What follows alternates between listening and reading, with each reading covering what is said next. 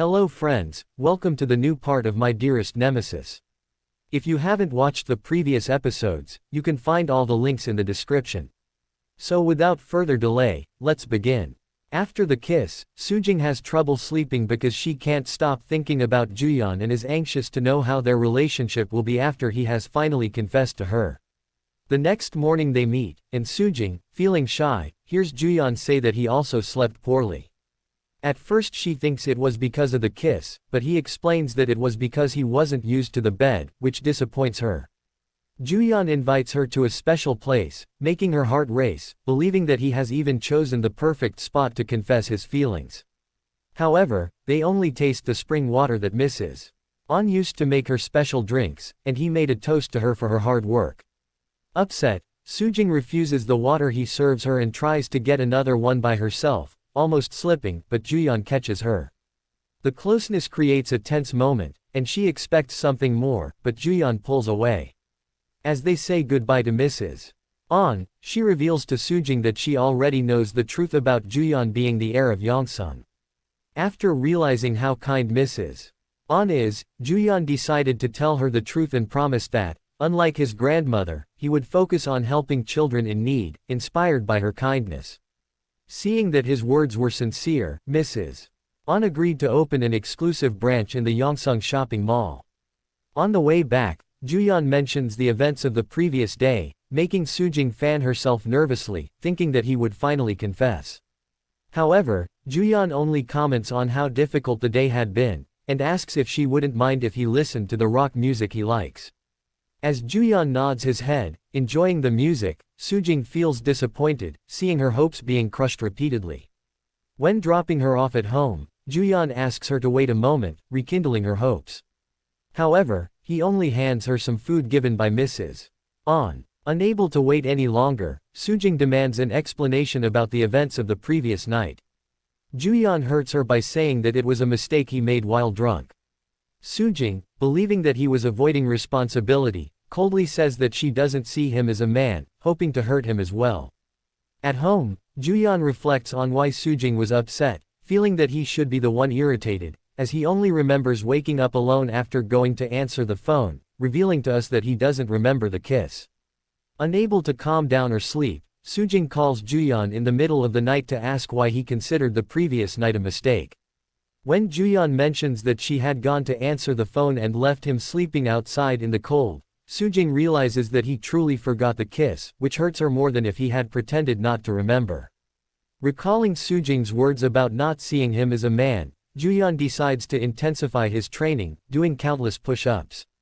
In the bathroom, he tries to find a hairstyle that makes him look more masculine to impress her, and at work, he asks his secretary what attracted her when she met her husband.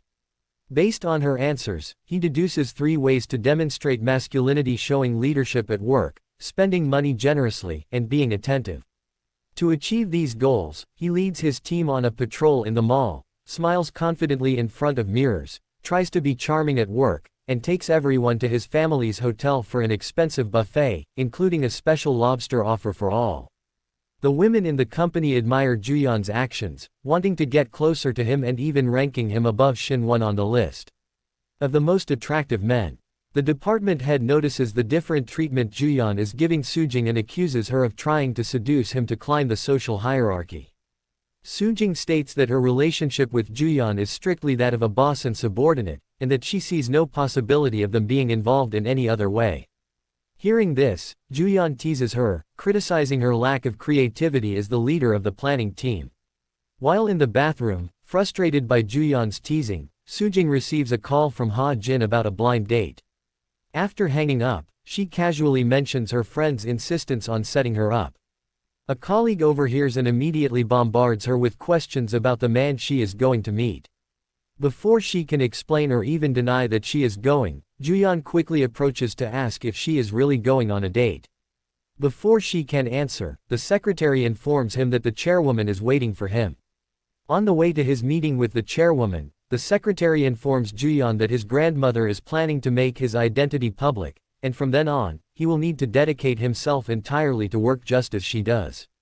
Feeling bitter and recalling Sujing's words that she does not see him as a man or in a romantic relationship with him, Juyeon decides to suppress his feelings for her and focus solely on his work, as his grandmother has ordered. Also inexperienced in romantic relationships, Sujing seeks advice from a colleague, asking what it means when a man kisses a woman while drunk, but later forgets. The colleague says that it is so obvious that it is practically a cliché. The man is only pretending not to remember out of fear of confessing his feelings and being rejected. Believing she has discovered the truth, Sujing seizes the opportunity when she is called to Juyeon's office to make him jealous and force him to ask her not to go on the date. However, Juyeon responds coldly, saying that he was only concerned that a romance might distract her at work, but trusts her professionalism and has no issue with her having a boyfriend. Refusing to give up, she then asks why he advised her to avoid womanizers. Juyeon says it was just friendly advice as her superior, but she is an adult and can take care of herself. He then reveals that he called her only to inform her about a salary raise and a bonus approved by the chairwoman in recognition of her hard work. However, this news, which would normally make her jump with joy, unexpectedly saddens and discourages her, as she now believes she was mistaken about his feelings for her. Frustrated, Sujing returns the light novel Juyeon had asked her to read, along with the money to pay for the day she used his rented car. Irritated, she mocks him for his immaturity in reading such nerdy things, saying that this is why he was rejected by his first love. Hurt by her words, Juyeon retorts, saying that he was only trying to help her be more discerning because, if she continues like this, she cannot complain if she gets deceived again.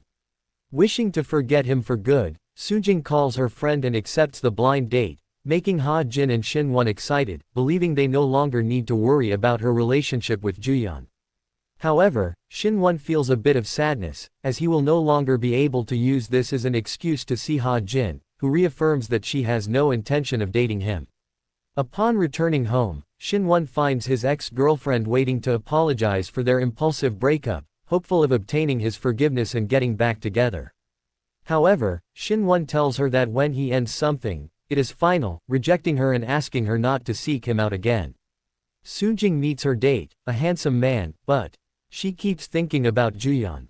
At work, she and Juyeon act coldly toward each other. When her date comes to pick her up after work, Juyeon sees him calling her and gives Sujing a disappointed look before immediately getting into his grandmother's car. During the charity event, Juyeon receives an award for his donations, and at the table, someone praises him as the perfect successor to take over Yongsung. However, his grandmother publicly declares that no matter how good he is, she does not intend to make him her heir. Juyeon feels suffocated by the oppressive atmosphere. The heir whom Juyeon had humiliated for harassing Sujing seizes the opportunity to taunt him, calling him his grandmother's dog, who never dares to disobey her.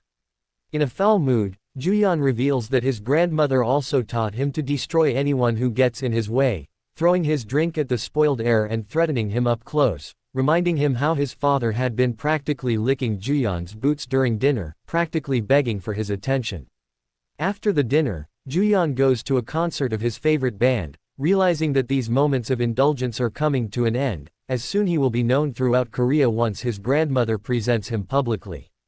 As he leaves the club, he suddenly remembers that night at the farm when, after drinking too much, he ended up kissing Sujing, who kissed him back.